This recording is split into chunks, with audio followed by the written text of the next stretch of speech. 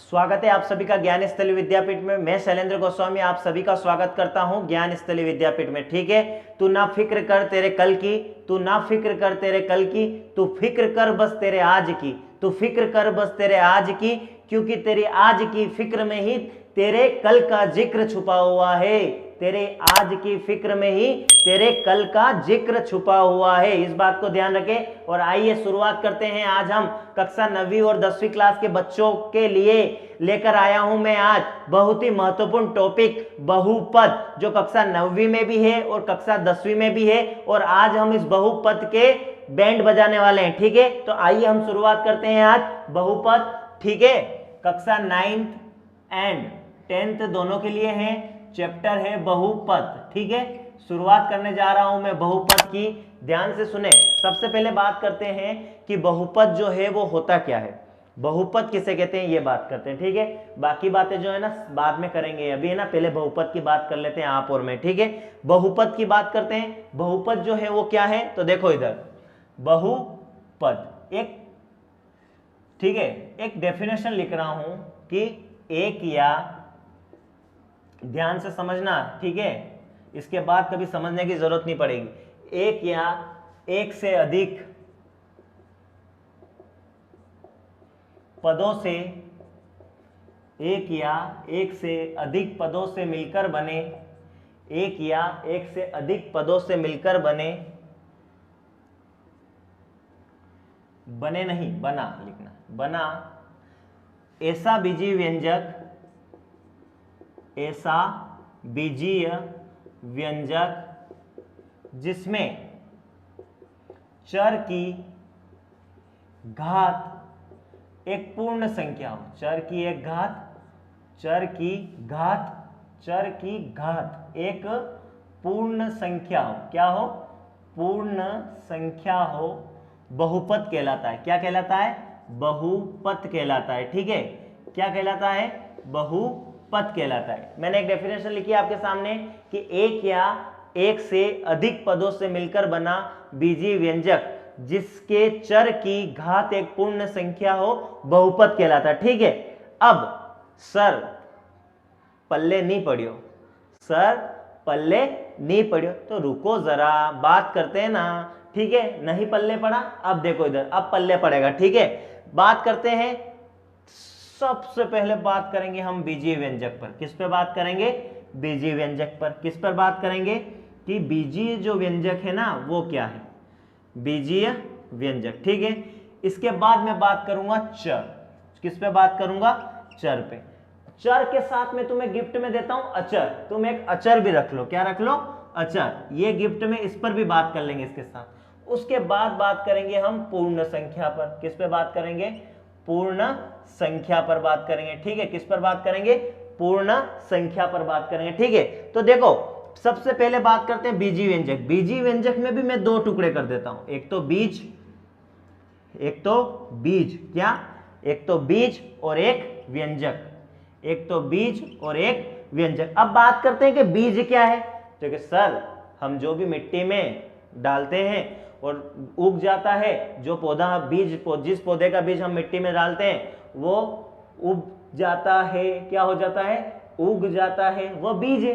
बीज की डेफिनेशन आपने बता दी मुझे। ठीक है ना, बात करते हैं अब गणित के बीज की। किसके बीज की बात करते हैं? गणित की। मान लो मैंने क्या लिखा? 6 लिखा। मैंने क्या लिखा? 6 लिखा। आप मुझे बता सकते हो इस 6 के बीज क्या क्या है? क्या आप मुझे बता सकते हैं इस 6 के बीज क्या क्या है? देखो इस 6 के बीज होंगे 2 और 3।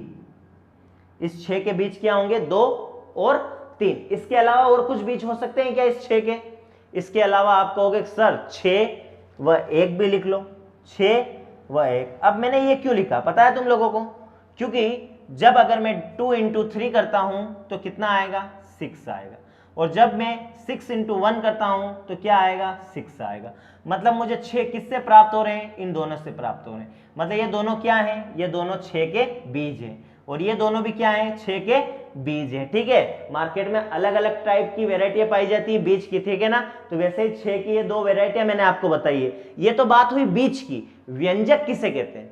व्यंजक किसे कहते हैं? ठीक है, क्योंकि जो आप देखो, जो बीज से मिलकर बना होता है ना वही कहलाता है बीजीय व्यंजक। जो बीज से मिलकर बना होता है वही कहलाता है बीजीय व्यंजक। लेकिन इस बीजीय व्यंजक में ना एक चीज आ जाती है कि इसमें से कोई एक गायब हो जाता है। क्या हो जाता है? एक गायब हो जाता है। और एक जब गायब हो जाता है ना, उसकी जगह एक अज्ञात व्यक्ति आकर टपक जाता है। और उस अज्ञात व्यक्ति जो है ना वो गणित में बड़ा ही फेमस है। वो जो अज्ञात व्यक्ति है ना वो गणित में बड़ा ही फेमस है और उसे हम कहते हैं एक्स। क्या कहते हैं बच्चों? एक्स। क्या कहते हैं? एक्स। जैसे मैंने कहा कि ये जो 2 है, 2 तो मैंने ऐसे कैसे लिखे इंटू 3, और इस 3 की जगह मैंने लिख दिया एक्स। क्या लिख दिया? X equal to 6। और ये 6 भी मैंने ऐसे कैसे लिखे इंटू 1, इस इंटू 1 की जगह मैंने लिख दिया एक्स। और ये जो लिख दिया मैंने 6 वापस, ऐसा कैसा? मतलब जो एक बीज था ना इन दोनों में से वो एक अज्ञात हो गया। इन दोनों में से भी एक बीज था ना वो क्या हो गया? अज्ञात हो गया। जब किसी बीज में कोई चर पद आकर जुड़ जाए वो बीजीय व्यंजक कहलाता है। अर्थात चर और अचर दोनों से मिलकर बना, चर और अचर दोनों से मिलकर बना कोई गणितीय व्यंजक बीजीय व्यंजक कहलाता है। चर और अचर दोनों से मिलकर बना कोई गणितीय व्यंजक या कोई गणितीय सर्वसमीका बीजीय व्यंजक कहलाती है। क्या कहलाती है? बीजीय व्यंजक कहलाती है। मतलब बीजीय व्यंजक समझ में आया ना आप लोगों को कि जिसमें चर भी हो अचर भी हो। अब देखो, अब बात कर ले पहले थोड़ा सा, चर क्या है और अचर क्या है। चर का मतलब होता है कि मिस्टर इंडिया। चर का मतलब क्या होता है?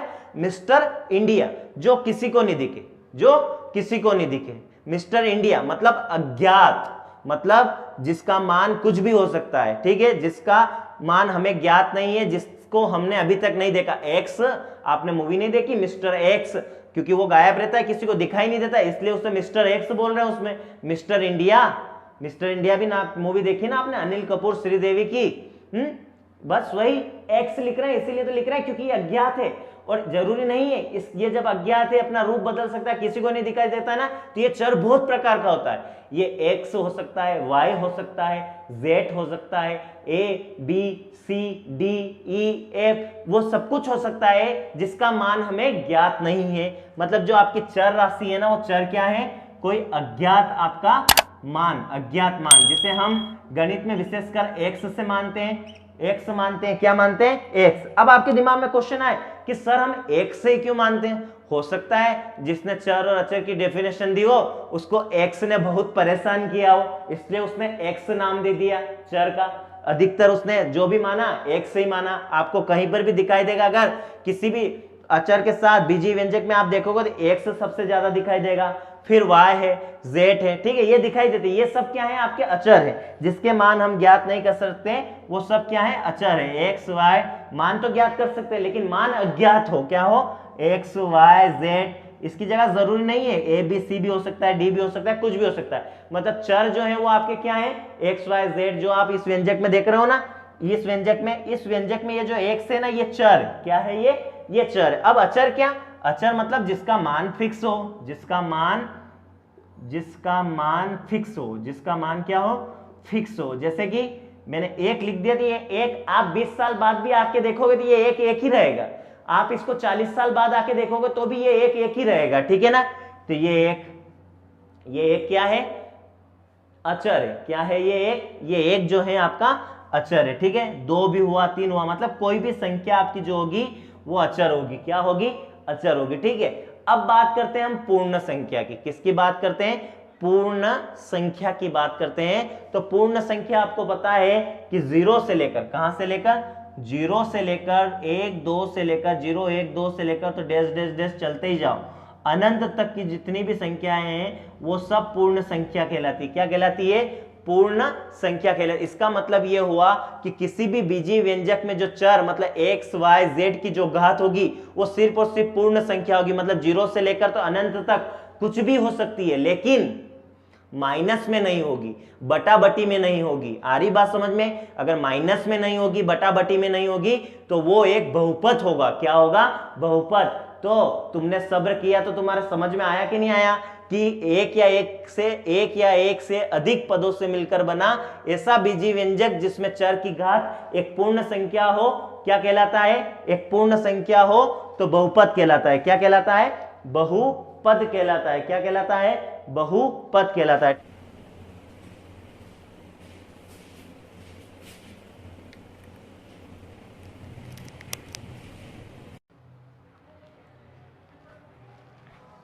तो देखो समझ में आया ना आप लोगों को कि बीजीय व्यंजक क्या है, चर अचर क्या है और पूर्ण संख्या क्या है। बीजीय व्यंजक कुछ नहीं है, कोई भी ऐसा गणितीय व्यंजक जो चर और अचर दोनों से मिलकर बना हो, बीजीय व्यंजक कहलाता है। क्या कहलाता है? बीजीय व्यंजक कहलाता है। लेकिन वही बीजीय व्यंजक बहुपद कब बनेगा?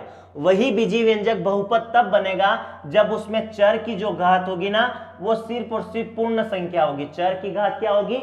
सिर्फ और सिर्फ पूर्ण संख्या होगी। जैसे कि मैंने कहा उदाहरण के लिए, अब देखो आप लोग, ठीक है, कि बहुपद कौन कौन से बहुपद होते हैं और कौन से बहुपद नहीं होते हैं। 9th क्लास वाले बच्चे अगर इस वीडियो को देख रहे हैं तो वो अपनी एक्सरसाइज 2.1 सामने रखें। जो आपकी जो एक्सरसाइज है ना 2.1 उसको सामने रखें, ठीक है। और 10th क्लास के बच्चे इसको बड़े गौर से समझे ना, क्योंकि आपकी जो 2.2 एग्जाम में आ रही है ना वो आपकी क्लियर तभी होगी जब आप ये सब समझोगे, ठीक है। तो देखो बात करते हैं कि बीजीय व्यंजक, जैसे मैंने कहा, ये देखो मैंने ये लिख दिया x² + 3x + 4, ये एक बीजीय व्यंजक है। क्या है ये?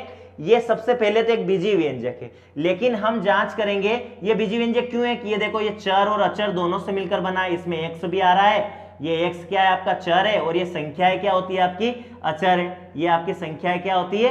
अचर होती है। ये चर और अचर दोनों से मिला व्यंजक है, इसलिए ये बीजीय व्यंजक कहलाया। क्या कहलाया? बीजीय व्यंजक। अब इस बीजीय व्यंजक को ये जांच करना है हमें कि ये बहुपद है या नहीं। तो देखो बीजीय व्यंजक बहुपद है या नहीं, मैंने क्या डेफिनेशन लिखवाई कि एक या एक से अधिक पदों से मिलकर बना। अब सबसे पहले बात करते हैं कि पद क्या है। जैसे मैंने ये x लिखा, क्या ये x बहुपद है? फिर मैंने लिख दिया अलग, क्या ये 2x बहुपद है? फिर मैंने लिख दिया कि 3, क्या बताओ मुझे ये 3 बहुपद है? आप मुझे अभी आपकी कॉपी में नीचे लिखो, ये अगर बहुपद है हाँ लिखो, ये नहीं हो तो नहीं लिखो, ये अगर है तो हाँ लिखो। आप जल्दी से लिखो।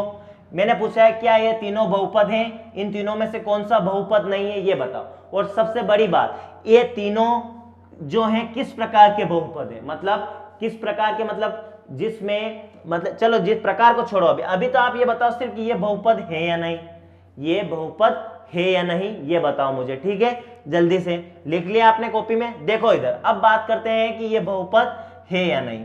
तो मैं आपको कहना चाहता हूं कि ये तीनों बहुपद है। ये तीनों क्या है? ये तीनों ही बहुपद है। लेकिन ये किस प्रकार के बहुपद है? ये एक पदी बहुपद है। कौन से पदी बहुपद है? एक पदी। क्योंकि देखो इसमें सिर्फ और सिर्फ एक ही पद है कि नहीं है? सिर्फ ये एक अकेला है ना, अकेला है मतलब एक है, और एक है मतलब सिर्फ एक ही पद है इसका, इसलिए ये एक पद हुआ। क्या हुआ? एक पद। ये 2x भी एक पदी है। आप ये मत सोचना सर ये तो चर और अचर दोनों से मिलकर बना है तो कि ये तो दो पदी हो गया। नहीं, वो 2x पूरा एक ही है। ये 2x जो है ना पूरा एक ही है, ये भी एक पदी बहुपद है। कौन सा पदी बहुपद है? एक पदी बहुपद। क्या ये 3? अब आपके दिमाग में क्वेश्चन आएगा कि सर ये 3 बहुपद कैसे हुआ?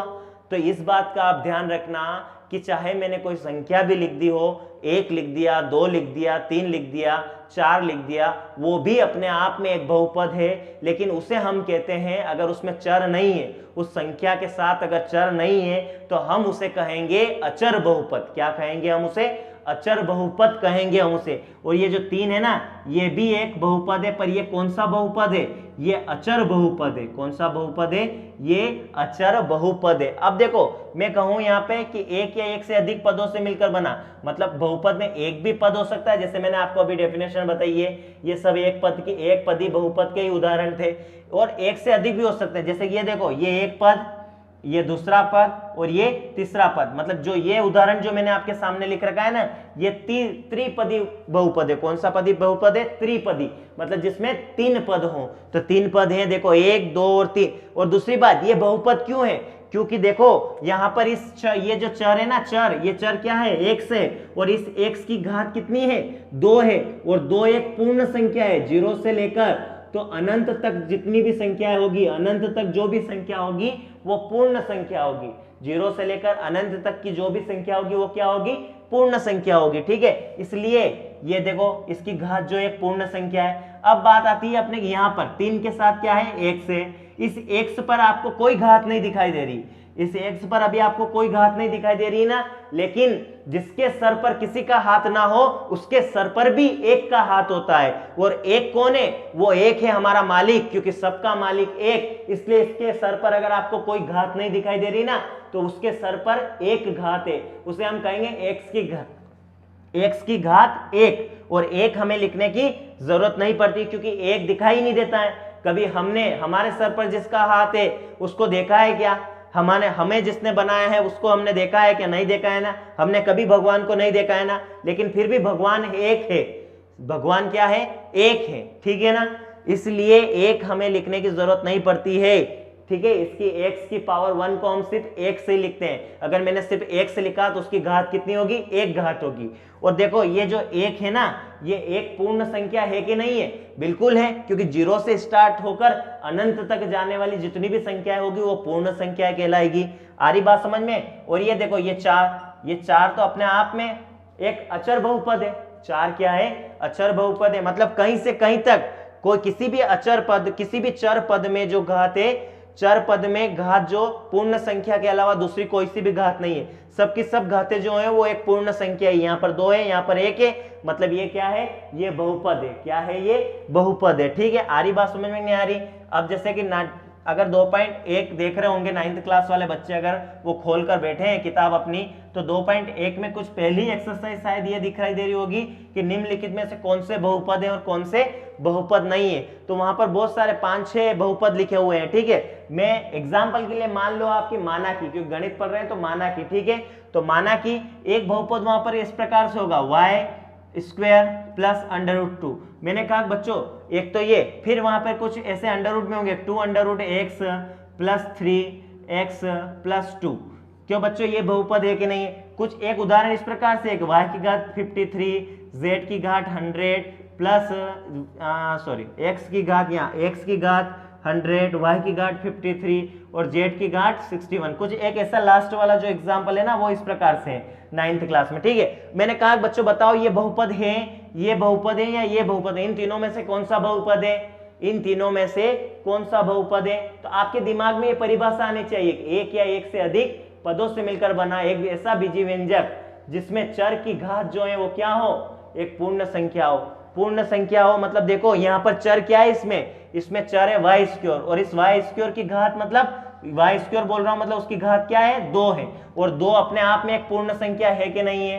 तो कि सर बिल्कुल 2 पूर्ण संख्या है। मैंने पूछा कैसे पूर्ण संख्या? कि सर जो 0 से शुरू होती है और अनंत तक जाती है वे सभी पूर्ण संख्या कहलाती है। मैंने कहा वेरी गुड बच्चों, ठीक है। ये √2, ये √2 है ना, तो √2 से हमें क्या लेना देना है? ये जो है अचर है, और अचर कैसा भी हो अचर ही होगा, ठीक है। अचर की पावर कुछ भी हो हमें उससे कोई लेना देना नहीं, ठीक है। लेकिन एक बात यहां आप ध्यान से समझ लो कि किसी भी अचर पद का अगर जैसे कि √x लिखा मैंने, या कोई भी संख्या √, में इस √, का मतलब होता है कि उस अचर पद या चर पद की जो घात है वो आधी है, क्योंकि √, अपने आप में जो है ना 1/2 पावर को प्रदर्शित करता है। 1/2 पावर को प्रदर्शित करता है। किसको प्रदर्शित करता है? 1/2 पावर, मतलब 1/2 जो घात होती है उसे हम किस रूप में लिखते हैं? √, के रूप में लिखते हैं। किस रूप में लिखते हैं? √, के रूप में। तो अब जो मैंने यहां समझाया ना उसको ध्यान में रख के बताओ, क्या ये बहुपद है? क्या ये बहुपद है? बताओ मुझे, इसको ध्यान में रखकर बताओ कि क्या ये बहुपद है। तो आपके दिमाग में खोपड़ी में एक सवाल बैठ जाए, एक बहुपद की परिभाषा बैठ जानी चाहिए कि चर की जो घात, सिर्फ परिभाषा ही छोड़ो, तुम तो सिर्फ ये ध्यान रखो चर की जो घात है वो सिर्फ और सिर्फ पूर्ण संख्या होनी चाहिए। क्या 1/2 पूर्ण संख्या है? 1/2 पूर्ण संख्या है क्योंकि यहाँ चर क्या है? x, और इस x की पावर कितनी है? 1/2 है। √x लिखा हुआ है मतलब x की पावर 1/2 है। अगर अचर पद कोई √, में है ना, अचर पद अगर कोई √, में है तो हमें कोई दिक्कत नहीं है उससे, ठीक है। अचर कैसा भी रहे लेकिन x √, में नहीं रहना चाहिए। x जहां भी रहे खुश रहना चाहिए, ठीक है ना। तो x जो है वो काय में है? √, में है। कहां है x? √, में। इसका मतलब जो यहाँ की पावर है ना, ये जो पावर है ना 2, ये x की पावर 1/2 है प्लस 3x प्लस 2। इसे मैं इस बहुपद को मैं ऐसा भी लिख सकता हूं और ऐसा भी लिख सकता हूं। इसका मतलब ये हुआ कि यहाँ चर की जो घात है वो एक पूर्ण संख्या नहीं है। चर की घात क्या है? यहाँ पर चर की घात एक पूर्ण संख्या नहीं है। इसका मतलब ये बहुपद नहीं है। इसका मतलब ये बहुपद नहीं है। आ रही बात समझ में नहीं आ रही है? आ रही बात समझ में नहीं आ रही है? ठीक है, समझ में आया ना? आगे बढ़ते हैं। अब देखो यहां पर x की पावर 100 और y की पावर 53 और z की पावर 61 और तीनों पद एक साथ मिले हुए हैं और मैं पूछ रहा हूं कि ये बहुपद है या नहीं। आपसे पूछ रहा हूं कि ये बहुपद है या नहीं। तो देखो कहीं पर भी चर की जो घात है वो पूर्ण संख्या के अलावा कोई सी घात दिख रही है? ये 61 ये भी आपकी पूर्ण संख्या है, 53 भी पूर्ण संख्या और 100 भी पूर्ण संख्या है। इसका मतलब ये हुआ कि ये भी बहुपद है, ये भी बहुपद हैं। लेकिन ये कौन सा बहुपद कहोगे इसे? इसमें देखो कितने चर दिखाई दे रहे हैं? एक चर, क्योंकि x अपने आप में एक अलग चर है और y जो है वो अपने आप में एक अलग चर है और z जो है वो अपने आप में एक अलग चर है। इसका मतलब ये 3 चर वाला बहुपद है। कौन सा बहुपद है? त्रिपदी तो है क्योंकि इसमें 3 पद है, लेकिन 3 चर भी है इसमें, इसलिए इसे 3 चर वाला बहुपद कहते हैं। क्या कहते हैं? 3 चर वाला बहुपद। क्या कहते हैं? 3 चर वाला बहुपद कहते हैं इसे। आ रही बात समझ में नहीं आ रही? इसे हम क्या कहेंगे? 3 चर वाला बहुपद कहेंगे। ठीक है, मैं सोच रहा हूं शायद आप लोगों के पल्ले पड़ रही है, है ना?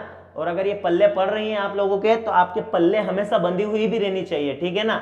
अंत तक, जब तक आप है तब तक ये आपके साथ रहे। ठीक है, ऐसा समझना है। ठीक है, देखो इधर 3 चर वाला बहुपद। ठीक है, इसके बाद बात करते हैं, थोड़ा सा रब कर देते हैं। अगर कुछ समझना हो वापस, तो वापस वीडियो को पॉज करके रिवाइज करना और देखना और फिर से समझना। ठीक है, यही तो ऑनलाइन जो शिक्षा है, ऑनलाइन जो एजुकेशन है, उसमें फायदा क्या मिल रहा है? अगर आप फायदा लेना चाहो तो आप एक ही चीज को 10 बार समझ सकते हो। आप एक ही चीज को कितनी बार समझ सकते हो? 10 बार। ठीक है, तो ध्यान रहे, आप भले ही 10 बार समझे, लेकिन ऐसा समझे कि बाद में आप किसी को समझा सके। ठीक है, वरना फिर आपको ये समझ में नहीं आएगा कि आखिर मुझे क्यों समझ में नहीं आया। ठीक है, ये हुई बात बहुपद की। कुछ और बात करते हैं। जैसे देखो मैंने लिखा 1/x² प्लस 3x प्लस 2। अब मैंने ये इस प्रकार से लिख दिया। बच्चों बताओ ये बहुपद है या नहीं? ठीक है, इसके बाद मैंने लिखा कि x √2x² plus 3x plus 9। ठीक है, मैंने ये लिख दिया। मैं आपको एग्जाम्पल के लिए दे रहा हूं। ठीक है, आप ये बताओ मुझे, क्या इन दोनों में से बहुपद कोई है या नहीं? ये बहुपद है या नहीं? कॉपी में नोट डाउन करो। अगर ये है तो अपनी कॉपी में बस इतना सा लिख लो, हाँ। और अगर ये भी है तो हाँ, और अगर नहीं है तो नहीं, और अगर नहीं है तो नहीं। ठीक है, और अगर हाँ नहीं तो हाँ नहीं, और अगर नहीं तो नहीं, और अगर हाँ तो हाँ। ऐसे 4 ऑप्शन ये बन सकते हैं। ठीक है, हाँ हाँ, नहीं नहीं, हाँ नहीं, नहीं हाँ, हाँ हाँ, नहीं नहीं, हाँ नहीं। ओहो, मजा आ गया। देखो इधर, अब बताओ तुम तो कौन सा बहुपद है या नहीं है? तो आपने, जिसने ये कहा कि ये बहुपद है, जिसने भी ये कहा कि ये बहुपद है, वो अपने आप को एक चांटा खींच कर मारे। जिसने भी ये कहा कि ये बहुपद है, वो अपने आप को एक लपक के चांटा खींच के मारे, क्योंकि मैं मारूंगा तो मेरे डिवाइस जो है वो एंड हो जाएगा। ठीक है, तो अपने आप को एक चांटा खींच कर मारो जिसने भी ये बोला कि सर ये बहुपद है। बच्चों ये बहुपद क्यों है? देखो, जब भी हम किसी संख्या, जब भी हम किसी बटा बटी परिमेय संख्या हो या कुछ भी हो, उसको अगर जब हम ऊपर ले जाते हैं, इस x को जब हम ऊपर ले जाएंगे, तो अभी इसकी पावर 1 है और ये जो पावर है ये प्लस में, लेकिन जैसे ये ऊपर जाएगी, पावर ये ऊपर जाएगा, तो इसकी जो पावर होगी वो काय में हो जाएगी? माइनस में हो जाएगी। काय में हो जाएगी? माइनस में। तो वैसा का वैसा रूल्स यहाँ भी तो लगेगा कि 1 जो x² है आपका, 1 x² जो आपका है, ये जब 1 x², ये x² ऊपर जाएगा तो इसकी पावर काय में हो जाएगी? माइनस में हो जाएगी। तो 3x प्लस 2। ठीक है, इसका मतलब ये हुआ कि यदि कोई चर किसी व्यंजक में, किसी बीजी व्यंजक में अगर कोई चर बटा बटी में भी अगर है ना, तो भी वो बहुपद नहीं होगा। चर बटे में नहीं होना चाहिए, चर बटे में नहीं होना चाहिए। अचर होगा बटे में चलेगा। जैसे मैंने एक उदाहरण दे रहा हूं, x² प्लस 5/4x प्लस 2, ये मैंने एक उदाहरण दिया। देखो x² की यहाँ घात देखो, एक पूर्ण घात है, पूर्ण संख्या है, और यहाँ पर भी 1 है, और ये बटे में नहीं है, ये इसके गुणा में है 5/4 के, और 5/4 जो है वो एक अचर है, ये चलेगा, लेकिन ये बटे में नहीं आना चाहिए। 1/x या 1/y या 1/y² या 3/y², ऐसे ये बटे में नहीं होना चाहिए, क्योंकि अगर अचर बटे में रहा तो चर जब ऊपर जाएगा तो उसकी जो पावर होगी वो माइनस में चली जाएगी। काय में चली जाएगी? माइनस में। और माइनस अपनी जो है क्या -1 जो है वो अपना पूर्ण संख्या है, या कोई भी माइनस की संख्या जो होगी वो पूर्ण संख्या होगी? नहीं होगी, क्योंकि पूर्ण संख्या कौन है? 0 से लेकर तो अनंत तक की पूर्ण संख्या, सब प्लस में नॉट माइनस में। इधर तो आना ही नहीं है, सिर्फ उधर जाना है, ठीक है? इधर क्यों आए, उधर ही जाओगे, ठीक है?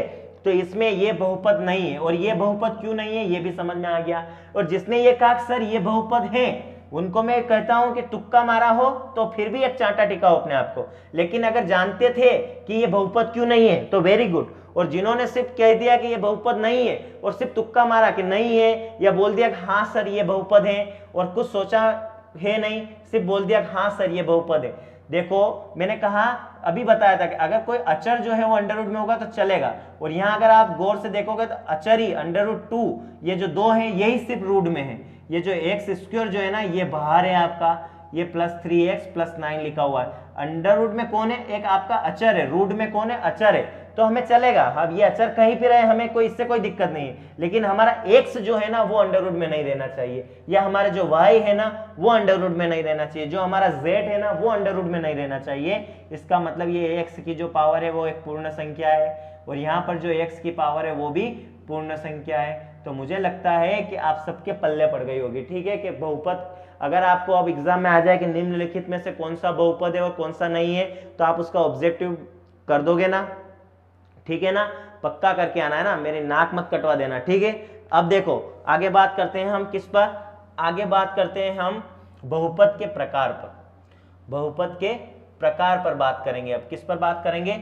बहुपद के प्रकार। देखो अकॉर्डिंग टू मी, आपको समझाने के लिए मैं कहता हूं बहुपद के जो प्रकार है वो 2 प्रकार, बहुपद के जो प्रकार है उन्हें 2 भागों में बांटा गया है। बहुपद के प्रकार को 2 भागों में बांटा गया है। बहुपद के प्रकार को कितने भागों में बांटा गया है? 2 भागों में बांटा गया है। पहला पद के आधार पर, पद के आधार पर, और दूसरा घात के आधार पर। किसके आधार पर?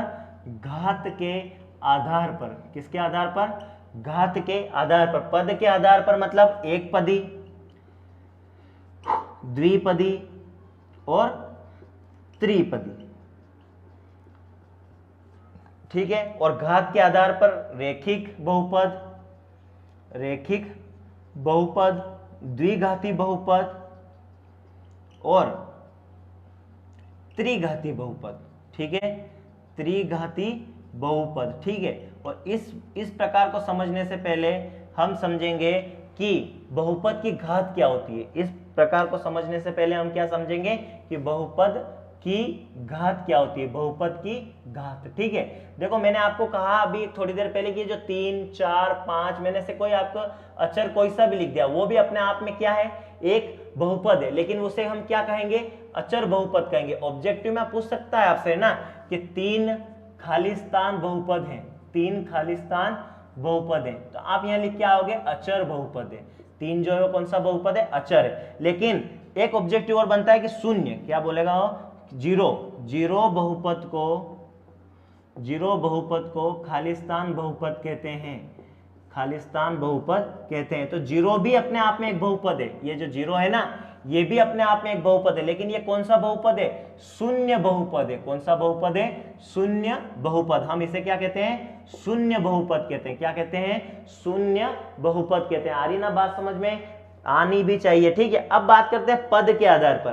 तो ये तो सिंपल है यार, अगर कोई भी बहुपद है जिसमें केवल एक पद है, जैसे ये x, y, z, ठीक है, 3x + 4x 2y 3y, सिर्फ ऐसे एक पद दिखे, कोई से भी बहुपद में क्या दिखे तुम्हें? सिर्फ एक पद दिखे, सिर्फ एक पद दिखे तो एक पदी।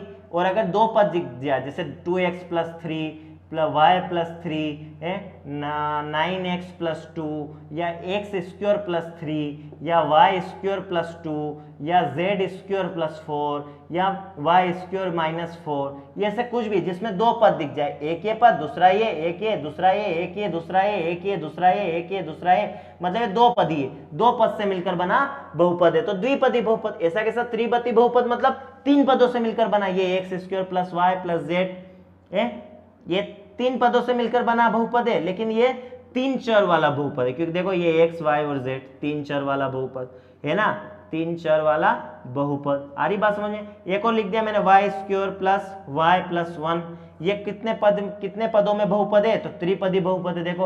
और कितने चर में बहुपद है, तो एक चर में बहुपद है।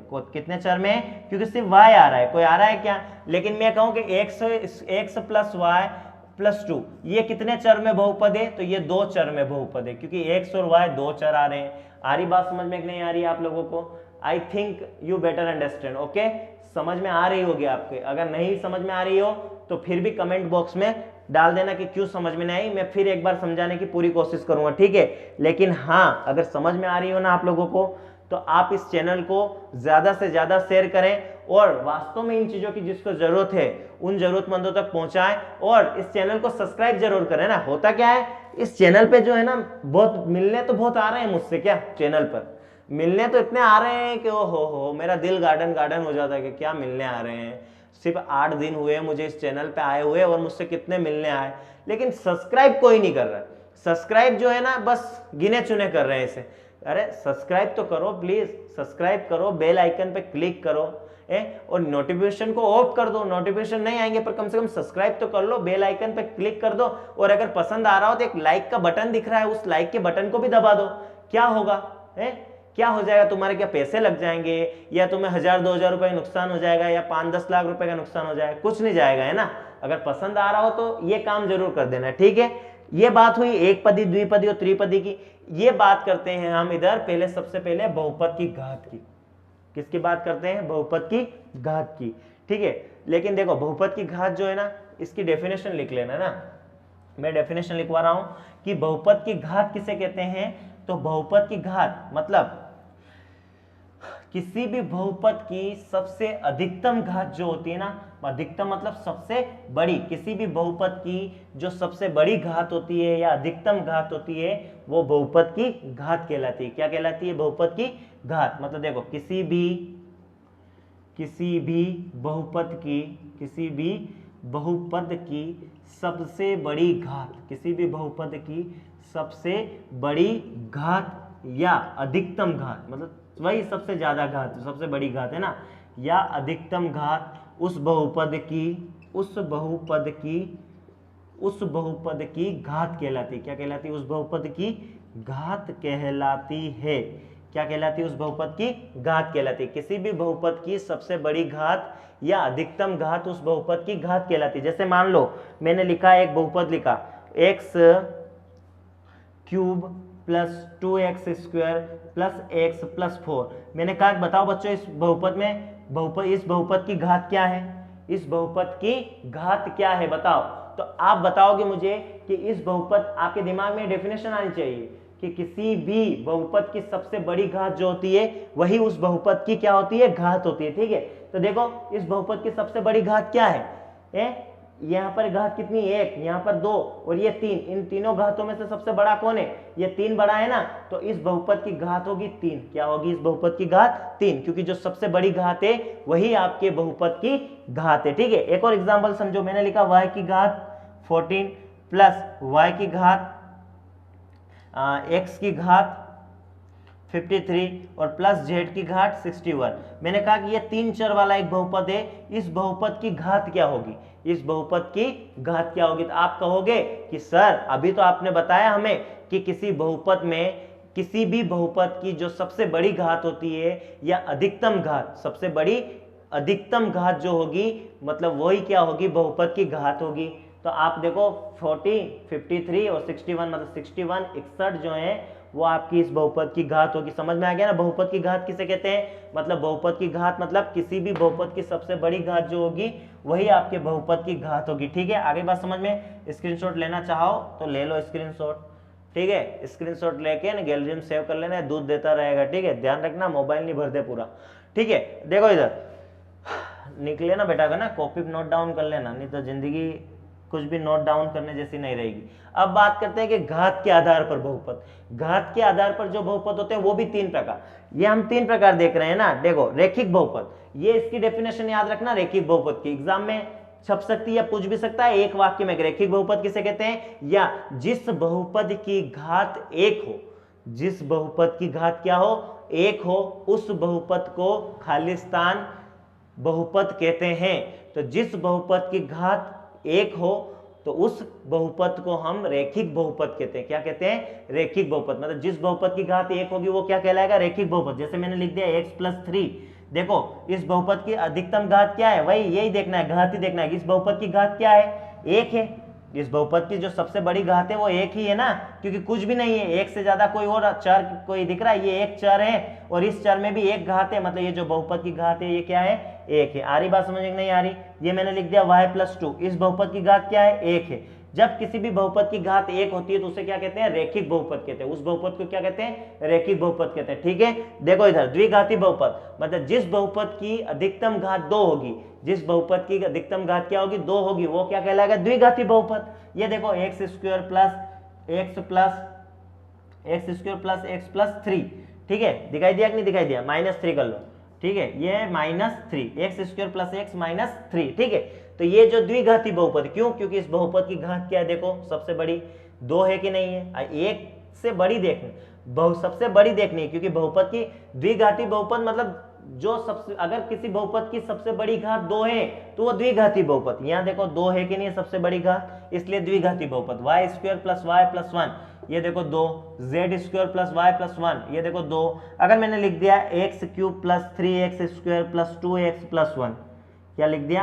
x³ + 3x² + 2x + 1, तो क्या इस बहुपद की घात जो है वो भी 2 है? नहीं। आप कहोगे सर नहीं, इस बहुपद की घात तो 3 होगी, क्योंकि x³ है। क्यों होगी 3? क्योंकि जो बहुपद की घात तो वो होती है ना सर, जो सबसे बड़ी घात हो, तो सबसे बड़ी घात तो सर 3 है, इसलिए बहुपद की घात भी क्या हुई? 3 हुई। ठीक है, आ रही बात समझ में? और अगर जब बहुपद की घात 3 है तो वो त्रिघाती बहुपद कहलाता है। क्या कहलाता है? त्रिघाती बहुपद कहलाता है। ठीक है, मुझे लगता है कि आप लोगों को समझ में जरूर आ रहा होगा और जरूर ही समझ में आया होगा। ठीक है, रेखिक बहुपद, एक पदी बहुपद मतलब ऐसा बहुपद जिसमें एक पद हो, द्विपदी बहुपद मतलब ऐसा बहुपद जिसमें 2 पद हो, और त्रिपदी बहुपद मतलब ऐसा बहुपद जिसमें 3 पद हो। ठीक है, और पद क्या है ये मैं आपको समझा चुका हूं। ठीक है ना, जैसे ये एक, इसमें कितने पद है? तो इसमें 4 पद है। ये एक, ये पद, दूसरा ये, तीसरा ये, और ये 4, ये 4 पद है। ठीक है, इसके तो पद क्या है ये भी समझा सकता हूं ना, समझा चुका हूं, सकता क्या हूं, चुका हूं। ठीक है, तो एक पदी बहुपद, द्विपदी बहुपद और त्रिपदी बहुपद आप समझ चुके। अब रेखिक बहुपद मतलब घात के आधार पर चले गए। ऐसी बहुपद जिसमें चर की अधिकतम घात 1 हो, रेखिक बहुपद कहलाता है। और द्विघाती बहुपद मतलब ऐसा बहुपद जिसमें चर की अधिकतम घात 2 हो, द्विघाती बहुपद कहलाता है। और ऐसा बहुपद जिसमें चर की अधिकतम घात 3 हो, त्रिघाती बहुपद कहलाता है। ठीक है, अंडरस्टैंड? ये तो हुई बात हमारे बहुपद की। बहुपद किसे कहते हैं, कौन कौन से बहुपद होते हैं, और बहुपद के प्रकार भी। अब देखो 9th क्लास में तो ये भी दे रखा है निम्नलिखित में से कौन से एक पदी बहुपद है, द्विपदी बहुपद है, और कौन से त्रिपदी बहुपद है, बताइए। और बहुपद की घात भी लिखिए। ठीक है, एक्सरसाइज में है, पेज पलटा के देखो। ठीक है, उधर तीसरा या चौथा क्वेश्चन यही है, तो कृपया करके सवाल कर लेना, वो ऑब्जेक्टिव में टपकेंगे। और 9th वालों को, 10वीं वालों को जो मैं समझा रहा हूँ ना, इसमें से कुछ भी ऑब्जेक्टिव में पूछ सकता है वो। ठीक है, ये सब कुछ आपकी किताब में है, क्योंकि हम किताब के चैप्टर तो कभी पढ़ते हैं ही नहीं गणित में, सिर्फ सवाल से मतलब रखते हैं। सवाल हो खत्म काम। 2.2 आ रही, सिर्फ 2.2 कर ली है, और बाकी तो कुछ समझना है नहीं। 2.2 में से कि बहुपद के शून्य, निम्नलिखित बहुपदों के शून्य ज्ञात कीजिए, और शून्यकों के योगफल तथा गुणांकों में या शून्यकों के योगफल तथा गुणांकों में संबंध स्थापित कीजिए, वही है। और नीचे फिर एक दिए गए बहुपद के शून्य दिए गए हैं, इनका बहुपद ज्ञात कीजिए, वही सवाल किए होंगे, क्योंकि आई वही प्रश्न वाली रही है ना। ठीक है, लेकिन इन चीजों को समझ लें, जिंदगी में काम आएगी। ठीक है, देखो इधर अब बात करते हैं हम गुणांक की। क्या बात करते हैं? गुणांक की बात करते हैं। किसकी बात करते हैं? गुणांक की बात करते हैं। मैंने आपको बहुपद समझा दिया कि बहुपद किस प्रकार से, कौन कौन से बहुपद होते हैं, और बहुपद की पहचान क्या है, कि किसी को भी कि ये बहुपद है या नहीं, ये कैसे पहचानेंगे।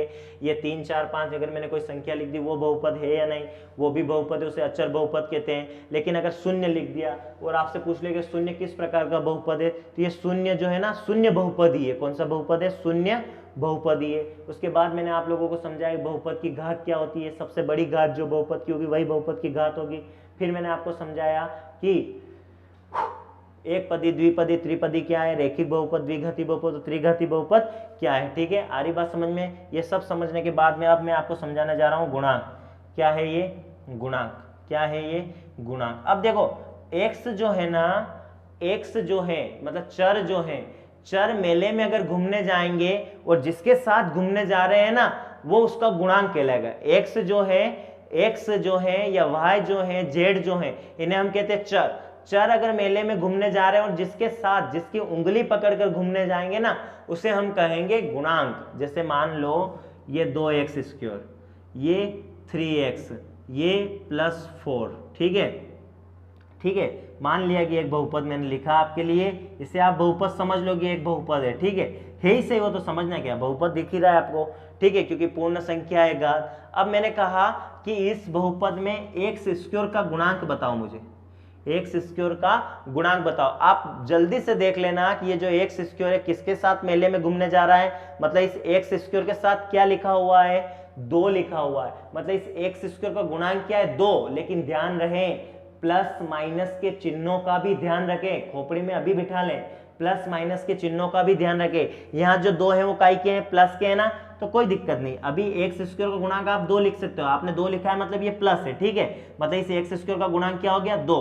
अब मैंने कहा कि इस x का गुणांक बताओ मुझे, इस x का गुणांक बताओ मुझे, तो आप कहोगे सर x जो है वो मेले में घूमने किसके साथ जा रहा है, 3 के साथ, तो सर इसका गुणांक जो है वो 3 होगा, ठीक है। इसमें तो चर है ही नहीं, तो किसका गुणांक बताओगे, गुणांक जो है सिर्फ चर के बताए जाते हैं, किसके बताए जाते हैं, चर के गुणांक बताए जाते हैं, ठीक है। अगला मैंने लिख दिया y² - y +4, y² - y +4 लिख दिया मैंने, ठीक है। मैंने कहा ये चर y, इस y² का गुणांक बताओ, इस y² का गुणांक बताओ, ये y² किसके साथ जा रहा है मेले में घूमने के लिए, तो आपने कहा होगा सर कौन नहीं सर, कोई नहीं है इसके साथ सर। बेटा जिसके साथ कोई नहीं है उसके साथ वो है, और वो अगर है इसका मतलब हमारे साथ कोई तो एक है, कोई तो एक है, ठीक है ना। जिसका ना कोई उसका है खाटू श्याम, हारे का सहारा बाबा श्याम हमारा, ठीक है ना। सबका मालिक एक, जहां कुछ नहीं दिखे घात में तो भी एक है, जहां किसी अचर चर के आगे चर के साथ कोई गुणांक नहीं दिखे तो वहां भी एक है, किसी संख्या के बटे में कुछ नहीं दिखे तो भी वहां पर एक है। आ रही बात समझ में, क्योंकि सबका मालिक एक है, ठीक है। आ रही बात समझ में नहीं आ रही, तो यहाँ इस y² का गुणांक क्या है, इस y² का गुणांक 1 है, क्योंकि इस y² के साथ क्या लिखा हुआ है, 1 लिखा हुआ है, कुछ नहीं है। लेकिन अब मैं पूछ रहा हूँ कि इस y का गुणांक बताओ, इस y का गुणांक बताओ मुझे, इस y का गुणांक बताओ, तो आप बोल दोगे सर y के आगे कुछ नहीं दिख रहा है, 1 है इसका गुणांक, इसका गुणांक क्या है 1 है। बच्चा चिन्ह का भी ध्यान रख, यहाँ पर y² था और कुछ भी प्लस आगे माइनस वाइनस कुछ नहीं था, मतलब ये जो 1 लिखा हुआ है ये प्लस का था, इसलिए तूने बोल दिया 1 तो मैंने मान लिया। लेकिन यहाँ जो ये y है ना, ये y माइनस का है, इस y के साथ जो गुणांक है ना वो भी माइनस का होगा, इसका मतलब ये y का जो गुणांक है वो इस बार क्या है -1 है। ध्यान रखना इस बात को। आगे बात समझ में नहीं आई कि नहीं आई बात समझ में। बहुपद क्या है, बहुपद किसे कहते हैं, बहुपद में चर अचर क्या है, पूर्ण संख्या क्या है, मैंने वो भी बताया आप लोगों को। एक मैं संख्याओं के ऊपर अलग से एक वीडियो बना के डाल दूंगा जिसमें संख्या किसे कहते हैं, संख्याओं के प्रकार क्या हैं, जिसमें सारी संख्या प्राकृत संख्या है, पूर्ण संख्या है, पूर्णांक, परिमेय संख्या, अपरिमेय संख्या है और आपका वास्तविक संख्या। जिस दिन मैंने 9th और 10th में वास्तविक संख्या स्टार्ट किया ना, चैप्टर वास्तविक संख्या जब मैं स्टार्ट करूंगा ना, सबसे पहले संख्या के ऊपर ही टॉपिक डालूंगा, वीडियो डालूंगा, ठीक है, जिसमें सारी संख्याओं के बारे में एक बार समझा दूंगा, ठीक है। ये समझ में आया कि नहीं आया आपको कि गुणांक क्या होते हैं, ठीक है। एक और एग्जांपल देख लो, जैसे मैंने लिख दिया -3x² + 9x + 3, ठीक है, ये लिख दिया मैंने। अब बताओ बच्चों कि इसमें x², यहाँ चर कुछ भी हो सकता है, मैंने क्या किया, चर कुछ भी हो सकता है, x y z जो भी हो सकता है। आपसे वो यही पूछेगा कि निम्नलिखित बहुपद में x² का गुणांक है,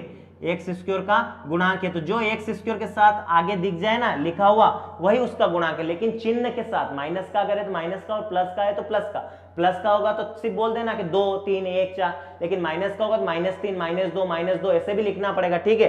तो देखो यहाँ x² का गुणांक क्या है -3 है, देखो ये -3 है, ठीक है। और यहाँ x का गुणांक पूछ ले कभी तो x का गुणांक क्या है, x के साथ क्या है 9, तो मतलब x का गुणांक क्या है 9। आई बात समझ में। रेखिक बहुपद समझ में आएगा, द्विघात बहुपद समझ में आया, त्रिघात बहुपद समझ में आया, बहुपद के गुणांक समझ में आए। अगला टॉपिक हम स्टार्ट करेंगे, ठीक है, तो उसमें जब हम स्टार्ट करेंगे शून्यक, क्या स्टार्ट करेंगे शून्यक, ठीक है। तो बहुपद के शून्यक क्या होते हैं, अब बहुपद के शून्यक कुछ भी नहीं है ना, बहुपद का शून्यक मतलब किसी भी बहुपद के गुणनखंड करने के बाद एक ऐसा मान लाना जो उस बहुपद को संतुष्ट कर दे। मतलब इसमें अगर वो शून्य का मान रख देना तो ये बहुपद जो है पूरा शून्य हो जाए, जीरो हो जाए। क्या हो जाए? जीरो हो जाए। क्या हो जाए? जीरो। वही है शून्य। तो अगले लेक्चर में हम शून्य के बारे में थोड़ी सी चर्चा करेंगे। और 2.2 के में आप लोगों को 9th और 10th में शून्य, 9th और 10th में जो है ना किसी भी बहुपद के गुणनखंड करने के बाद 9th तक सीखते हैं सिर्फ कि बहुपद के गुणनखंड कीजिए। क्या कीजिए? गुणनखंड कीजिए। 10th में आ चुका है कि बहुपद के गुणनखंड तो वैसे ही करना जैसे 9th में किया है, लेकिन उसके शून्यक भी ज्ञात करना है। क्या ज्ञात करना है? शून्यक भी आपको ज्ञात करना है। क्या ज्ञात करना है? आपको शून्यक भी ज्ञात करना है। शून्यक कैसे ज्ञात करते हैं वो भी बताऊंगा, और बहुपद के गुणनखंड कैसे ज्ञात करते हैं वो भी बताऊंगा अगले लेक्चर में। ठीक है, तो आपका ये लेक्चर मैंने आज जो बहुपद आपको समझाया है ये इसको अच्छे से डिटेल से आपको पढ़ना है और नोट डाउन कर लेना है। ठीक है, अगर आप लोगों को ये लेक्चर पसंद आया हो तो मैंने क्या कहा बीच में, आप लोगों को लाइक शेयर और सब्सक्राइब जरूर करें। इस चैनल पर सिर्फ और सिर्फ घूमने के लिए ना आए ना, कि देखते हैं कि सर के क्या हालचाल है। ठीक है, आगे आप लोगों की बात समझ में। Best of luck for your future and best of luck for your study. अपना ध्यान रखें, अपने माता पिता का ध्यान रखें, अच्छे से खाना पीना खाएं, कोई टेंशन ना ले, कोई भी लोट ना ले, क्योंकि अगर लोट लिया तो लोटा लेके जाना पड़ सकता है। ठीक है, बेस्ट ऑफ लक।